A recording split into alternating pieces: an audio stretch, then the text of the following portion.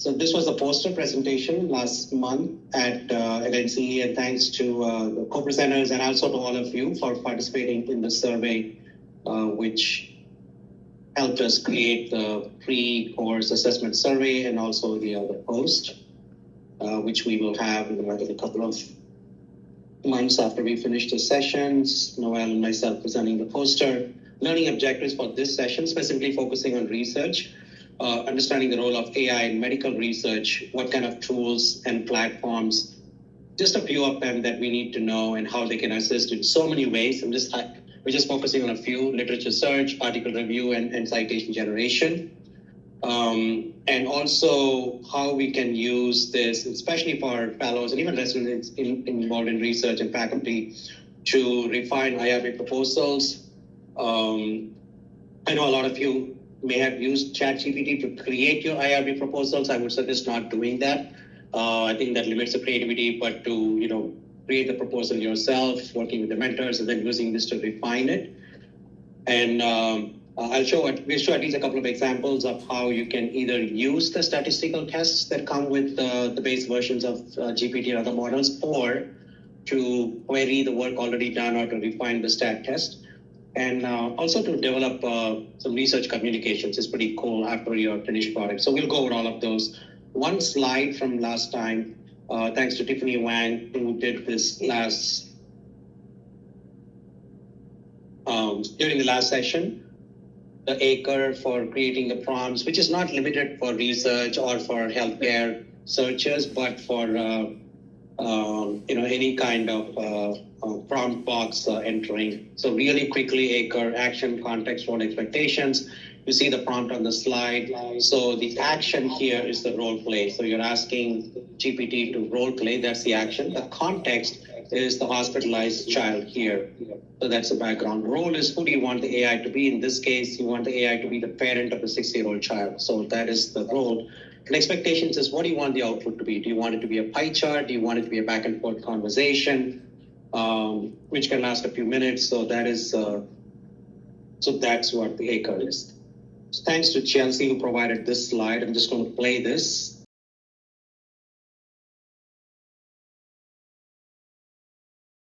Just summarizing perplexity. So you saw slides for science-based, consensus, semantic, scholar. And for those of you who have spent a lot of time on, this is not on the slide, but I'll quickly mention it. PubMed has its own GPT. So PubMed is owned by NLM, National Library of Medicine. And they have it's a trial or a beta version now. It's called PubTator, P-U-B, Tator, T-A-T-O-R. Not sure what it stands for, but you can bookmark it. So instead of just blindly putting search terms in PubMed, you can actually use PubTator, which has GPT embedded in it. So it's sort of early stage, but I find it useful.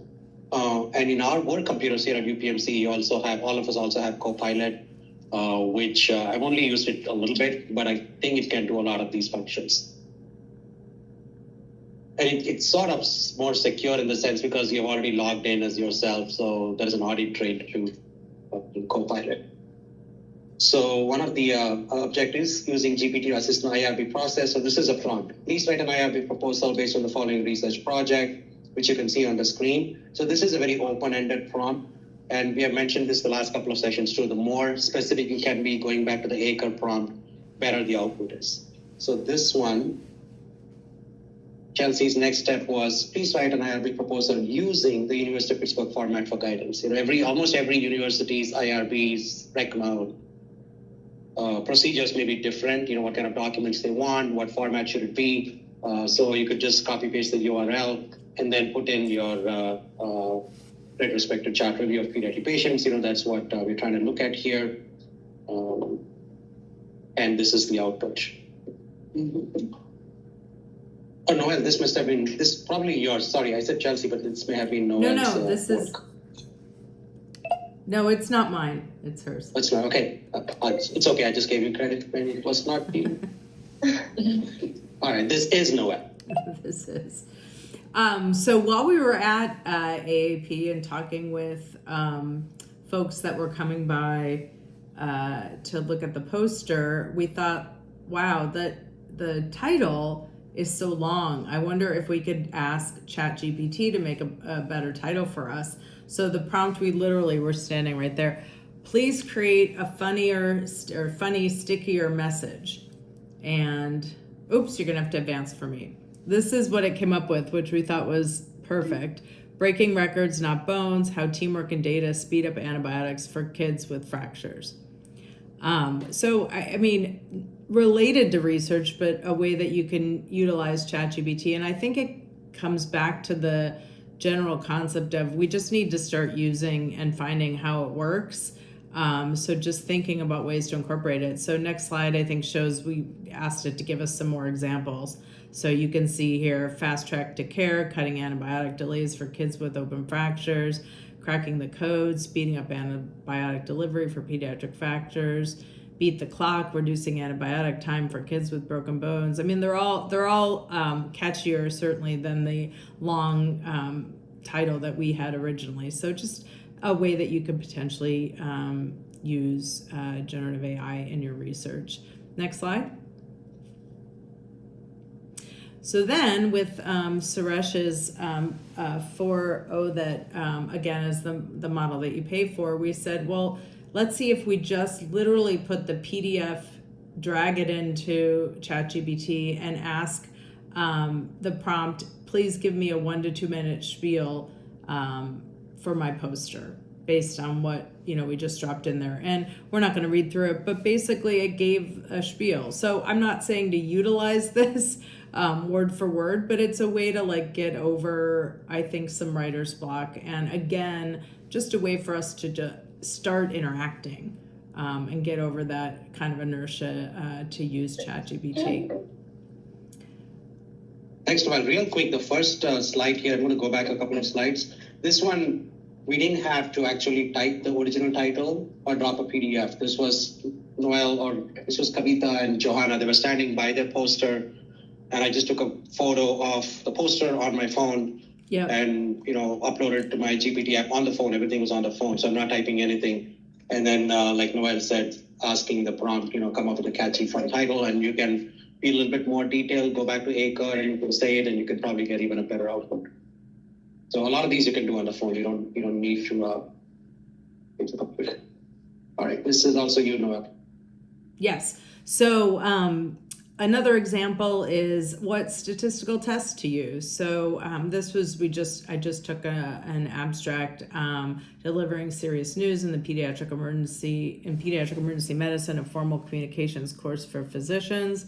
And I said, please review this research study abstract and determine if the correct statistical test is being used. So this was sort of a reverse of that. And I just dumped the PDF in there, just pulled it in. This was on the computer, not on the phone, but you could do this on the phone too. Next slide.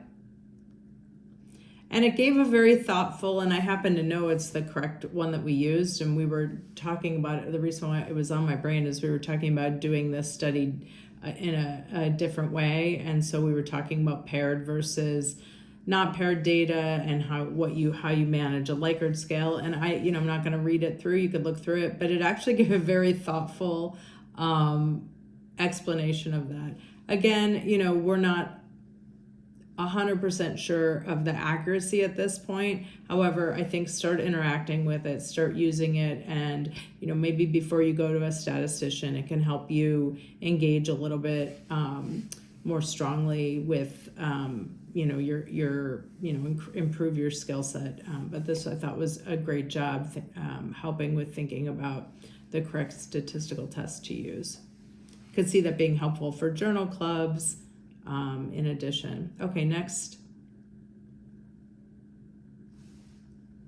So I've sort of combined the two. After I did that, I said, thank you. What if instead a 5-point Likert scale was used instead of an overall composite number from the scores? And it gave a very straightforward, simple, you'd have to kind of understand it to begin with, information that I think is a good starting point for folks. Okay, what do you do when you are submitting your abstract of work and you put it in to AAP or PAS or one of your subspecialty websites for submission, and you're over. This is a good way to help use that ChatGPT to help get the word count down. So I just loaded it in and asked, can you condense it to 300 words? And it did, and you can hit the next two, I think. Interestingly, it counted words a little bit differently. It says this version preserves the essential details, which was true, but it did a little bit, like it counted hyphenated words as 2 words, whereas Word counted them as 1. What really matters is what the website for your abstract counts it as. So, but it was helpful in doing that. So another way to, when you're submitting at 11:50 for your midnight deadline, you can use ChatGPT to help you. Next. Yeah, just to add to that, Noel, this is very helpful, guys. You can give a little bit more. You can put more things in a prompt box. I've used this to say, don't touch the introduction hypothesis. Just reduce the word count in the methods and conclusions, because I didn't want to change anything in what I put in for the abstract or the authors' names or things like that. Like, don't touch it. So you can, the more information you give, the better the output is. And if you have tables or figures, it can work on that too. One thing, Noel, I'm going to show the study design demo if you want to add anything at this point. No, I don't. That was all. Okay. So this is, I think Noel covered like 3 or 4 very useful points. It's, if you think about a study right from the design, which I'll show an example, to submitting to IRB, even going back to, sorry, I'll go back one slide here. I should know which one. For something like this, you can even give a completely different example saying, this was my original abstract of 400 words. This is what ChatGPT narrowed it down to 300, let's say, of a completely different study, keeping the same context and theme and sentiment. Now, can you please reduce this abstract, which is at 450 words, see below, to 300. So that way you're giving more examples as to how you want it. So you could do that too. All right, so let me get out of the screen for a second. I want to show a quick specific demo here. I think we have time now too, after you wrap up, for any questions as well. So if people want to start thinking about those or putting them in the chat. So next steps, we'll put these resources on our Teams page. I'll find a good, I'm sure there's a, like a 4 or 5 page review article or something, which is specifically for pediatric research. Some of you know Sriram Ramgopal, who was a resident here and a PEM fellow and faculty now. He just had an article published.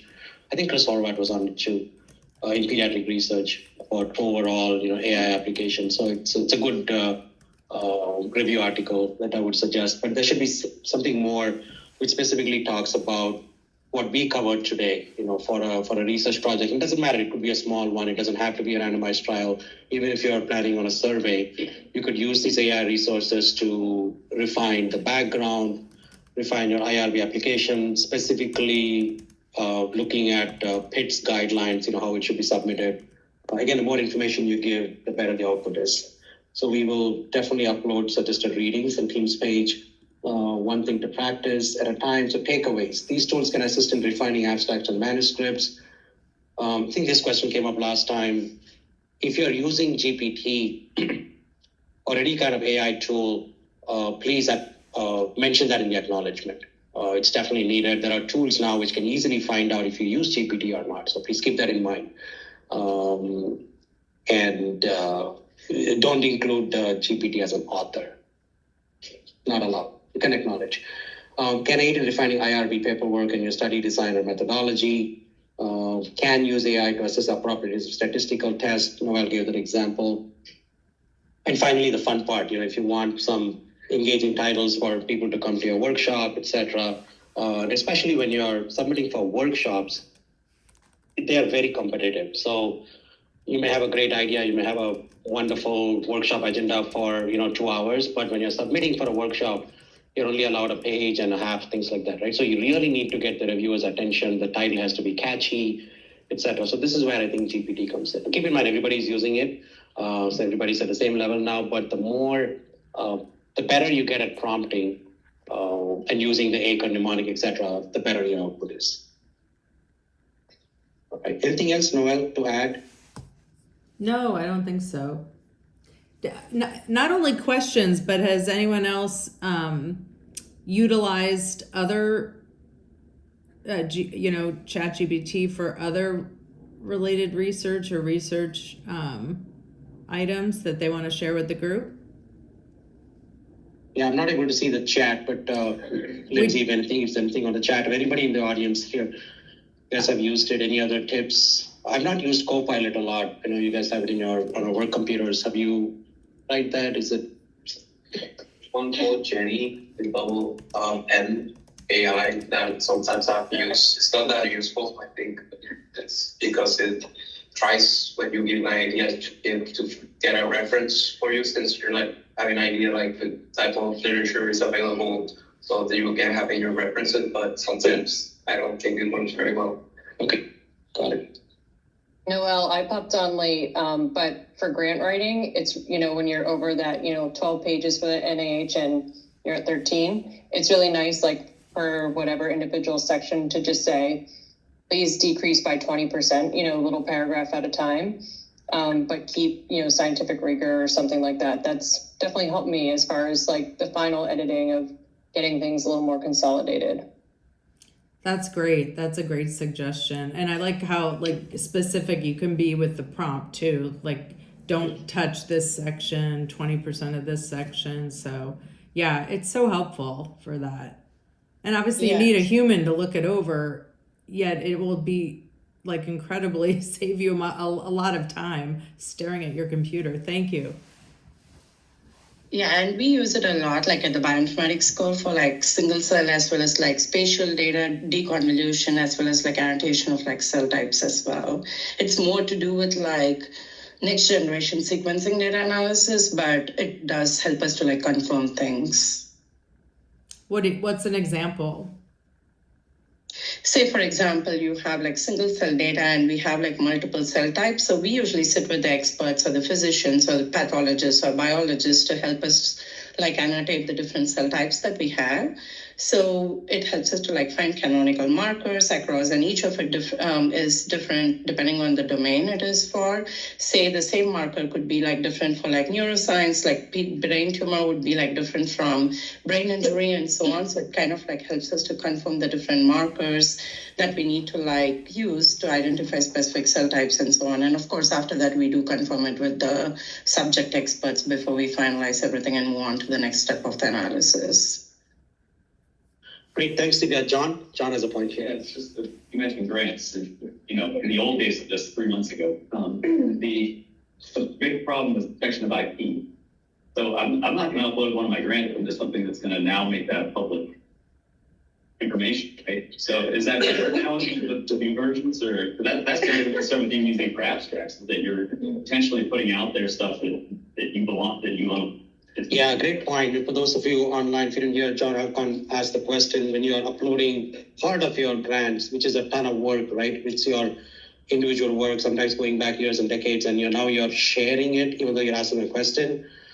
There are ways to find out. ChatGPT, OpenAI, the company actually lists, these are the things we take from your prompt, and these are we don't. Like they listed, I think we shared it in a previous session. If not, I'll share it again. They actually know where you're doing it from. Are you doing it from this building? Are you doing it from Philadelphia? Like, those things are easily accessible these days. So it is a two-edged sword. And unless they have more corpus, these servers are so powerful. They know what your prompt is and what the output is. That's how it learns, right? To make it better. So one can argue that, if you put it in and if you don't want to share it, how do things to get better? But it's also, it could be a life's work. You're uploading a big PDF and saying, hey, I'm submitting this for a multi-million-dollar NIH grant, give me reviewer comments. Do you want to share it? I don't know the right answer. For me, I'm logged in. So it's my personal account. And I delete my history. So I feel that's a little bit secure. But I don't know for sure. And literally every tool, Perplexity, Open Evidence, all of these have their own privacy rules, and they have to publish it. So you can actually, if you want to find out how much is used by them to refine their tools, you can. Yeah, one more question, please.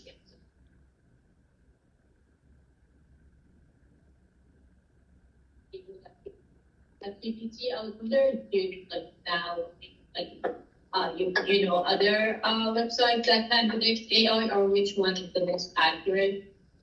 It's hard to say. There are articles now which are comparing the performance of all of these for language translation, etc. So it's there are still errors, there are still hallucinations, it's still making up citations. So I don't have a simple answer for you, but just talking to a lot of experts in the field, these are definitely getting better. The searchers, the quality of it, the bias, which is still inherent in a lot of the output, is getting much better over the years. So it's I don't have a specific answer, but these tools are, like John said, 3 months ago things were different, and it's amazing what this O1 Mini can do.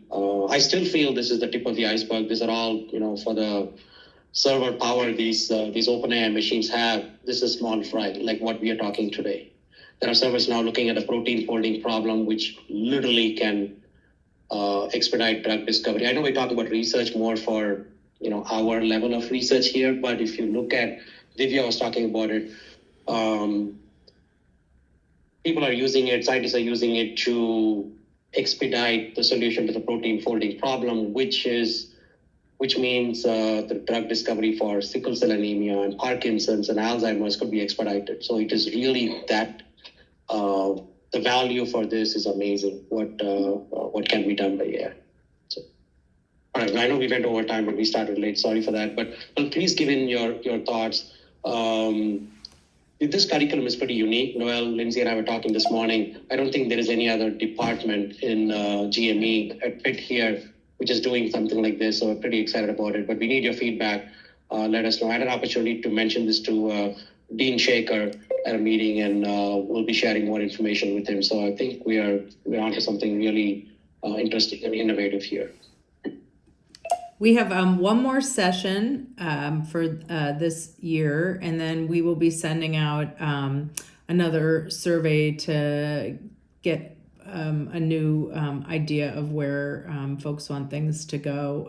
But we are happy to continue to do these sessions where we get together once a month and talk about what's new as things evolve in front of us. So thank you, and thanks to Suresh and Chelsea. Really appreciate all of your expertise.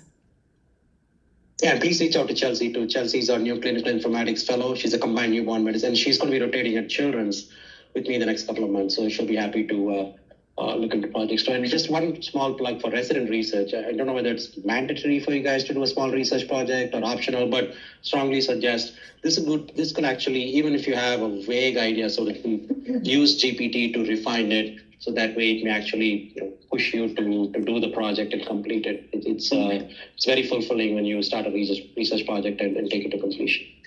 Lindsay, folks are asking for the Teams page link. Do you think maybe once today's is uploaded, you could send that out again? Yeah, we'll do that more. Okay, great. Yeah, Lindsay says yes. So thanks, everyone. Oh, this next session. Oh, sorry. Oh, Yes, here's the survey link. This.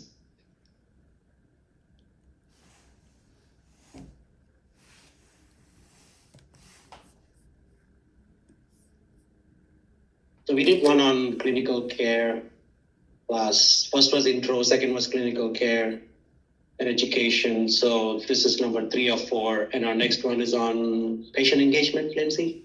Is that what our next one is on? It is on clinical care support. Oh, clinical care support, okay. Oh, we did one on patient education, okay. Great. Thanks, everyone. Thanks for joining online. Thanks. Bye, guys. Thank you.